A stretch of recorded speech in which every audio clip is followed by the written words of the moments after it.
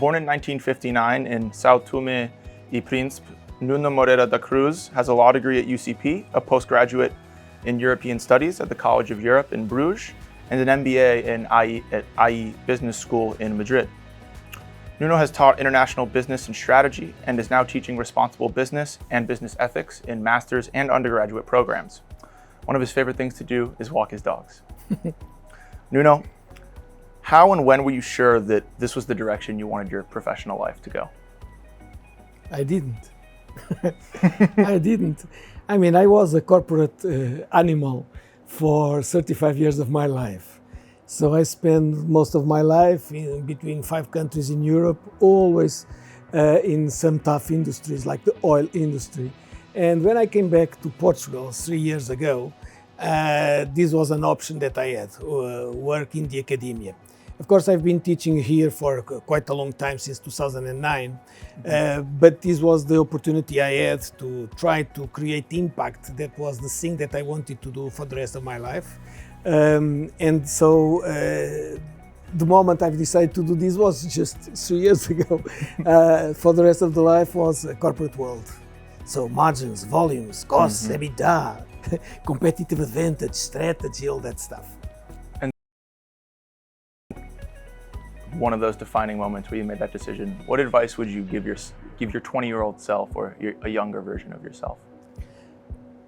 Well, in terms of career, you mean? I mean, there is a general advice I will give to most of the people, and I often told that to I have 3 kids. I am such a bad father that they went as far as they could to live in Australia, and the other one lives in Dubai. So the advice I gave them, certainly not a good advice because they just go away, was, I mean, young people need to understand, and that's the piece of advice that I should have had when I was that age, which is that nothing lasts forever. Meaning, whenever you have to face difficult times, just be there, learn from it. Things will go away. But most importantly, when you just feel that you are in the top of the world, be humble. Because one day you'll be back to the situation number 1.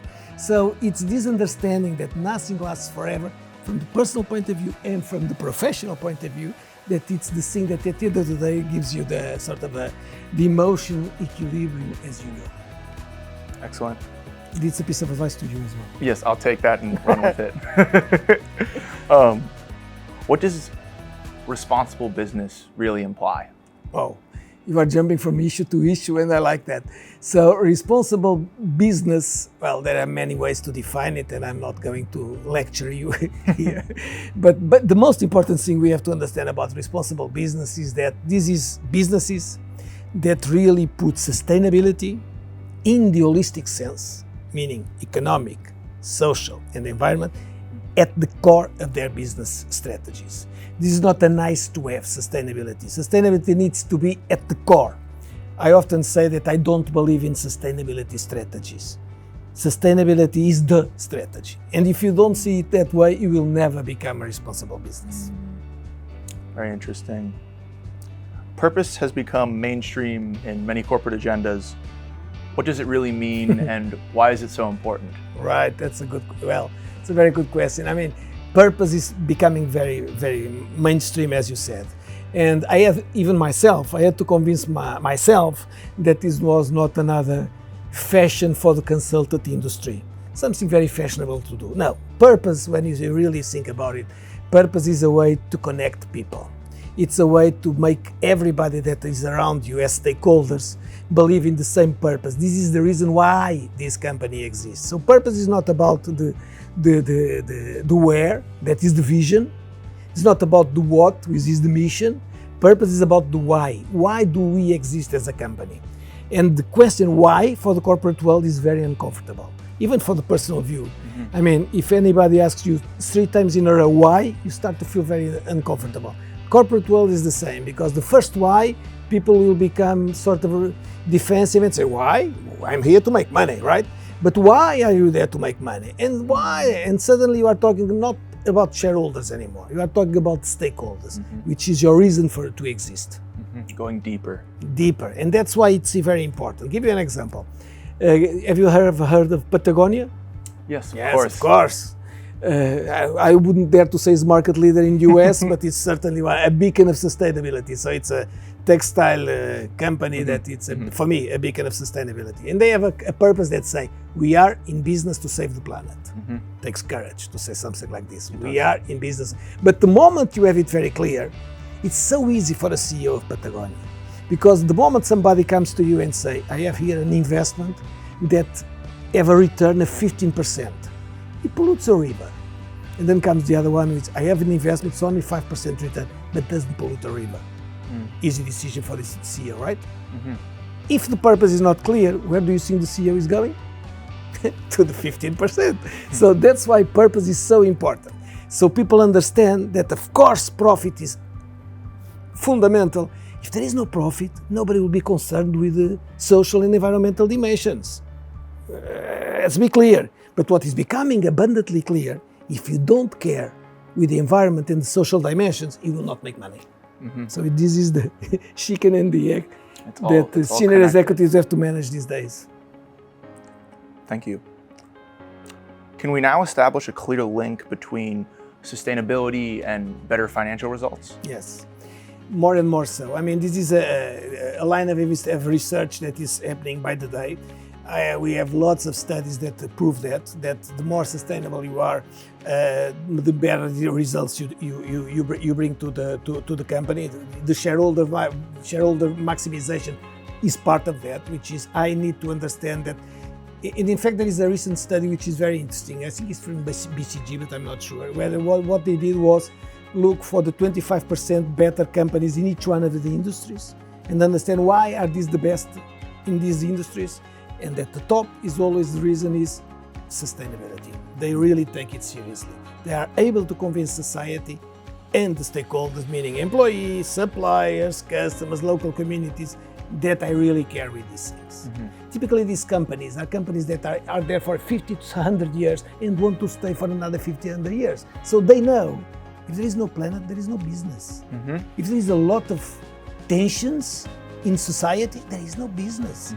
So these companies are not expecting others to it's not about competition. It's about, yes, competition, of course, it's part of the game. But if I want to be here for 100 years, I mean, it's like if my house is burning, and I'm the market leader, meaning the father in the house, I will not expect, now let's compete with my wife to see who's gonna throw the water into the flames. I mean, I just go for it because I want to save my house. So, because I'm the market leader in that case, it's exactly the same. Interesting. Regarding the topic of sustainability, have you seen progress in the Portuguese market? Only big companies, only small, medium enterprises? Yes, I've seen a lot of progress in the last 3 years. I would say that 3 years ago, it was basically pushing doors which were closed. I'm not saying that they're completely open, they are not. But most of the situations for the companies that are really making a progress in leading markets, it's not anymore about is this important? Because they understand that the world is really on fire from the planet and people perspectives. So it's not about is it important? Is it how do I do it? How can I compete on this new arena? So that's what they do. And it's a very good question when you talk about the small and medium companies, because some of the times the pushback I have from executives is, oh, come on, Nuno, but this is like big companies. I mean, come on, let's talk about the real world. I mean, but this is about the real world because the big companies are obliging the small companies, if they want to supply them, to behave in a different way. I'll give you an example. IKEA, you know IKEA? Of course. IKEA exists in the States. I'm not Oh sure yeah, everybody loves IKEA furniture. Fantastic. Oh, yeah. Well, I don't because I have to it build breaks things, in 12 months. Often. But when I was your age, I also bought a lot of stuff in IKEA. It's... IKEA, what do? They decided if you want to work for me, you small company, meaning, for instance, if you want to be my transport, to take the table and the chairs to the house of my customers, typical thing. They have hundreds and hundreds of small and medium companies that do those, they contract them. They say, do you want to do that for me? Electric car. If you don't have an electric car, you don't work for me. So is this about the big companies or the small companies? The supply chain is everywhere. And so the small companies are part of these supply chains. And so they have to change because that's what the big companies expect from them. big companies have to initiate change and then others can adapt. Absolutely. Because companies are the only organization, I firmly believe this, companies are the only organizations that are able to change the world. Because companies have the processes, the people, the capital, the financial resources, the systems to make everything happen. But they have to be forces for good. And how can they become forces for good? It's in our hands as consumers and citizens to make that happen.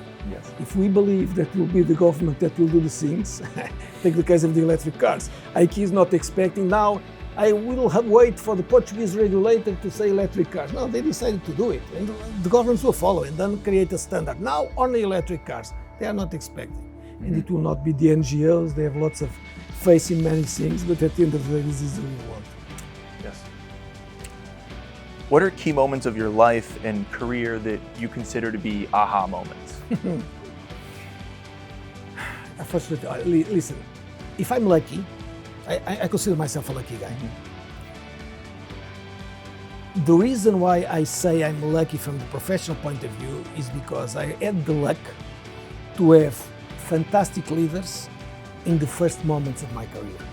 So much more important, when we start our careers, it's much more important to have the right boss rather than the right company.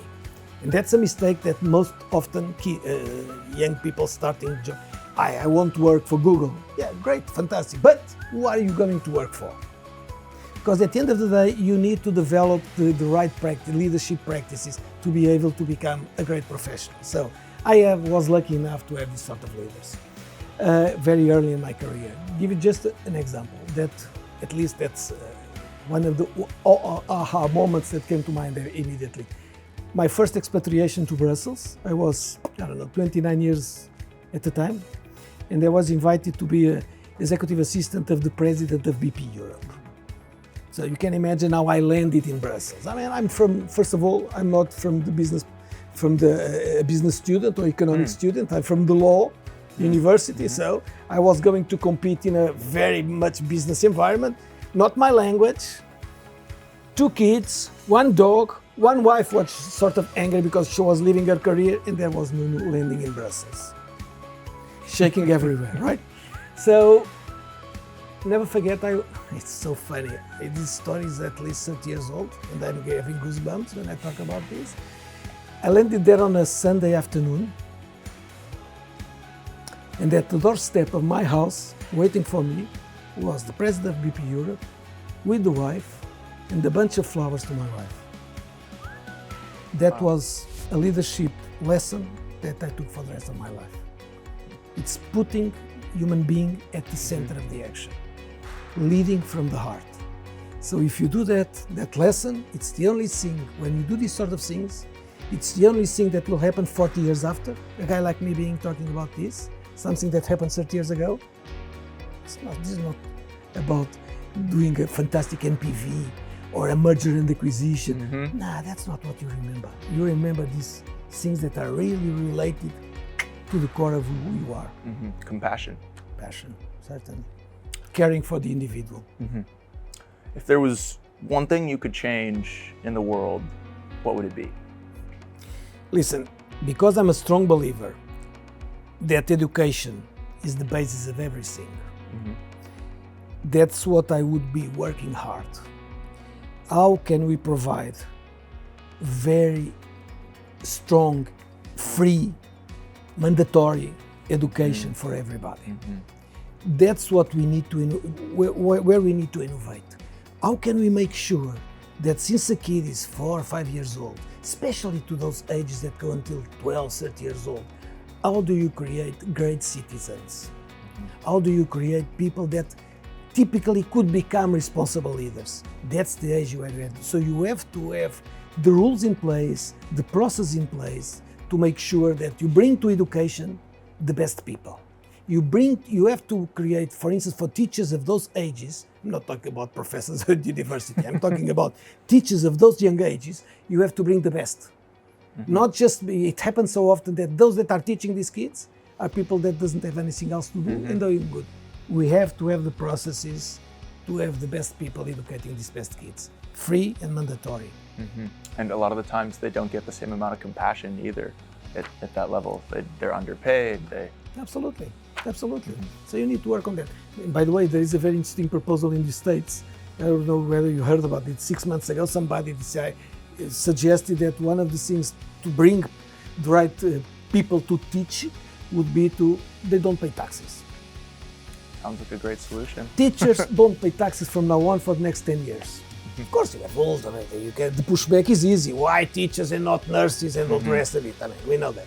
But it's this sort of innovative questions that we need to bring to the table if New we want to ideas. have the best people educating these kids. Solutions.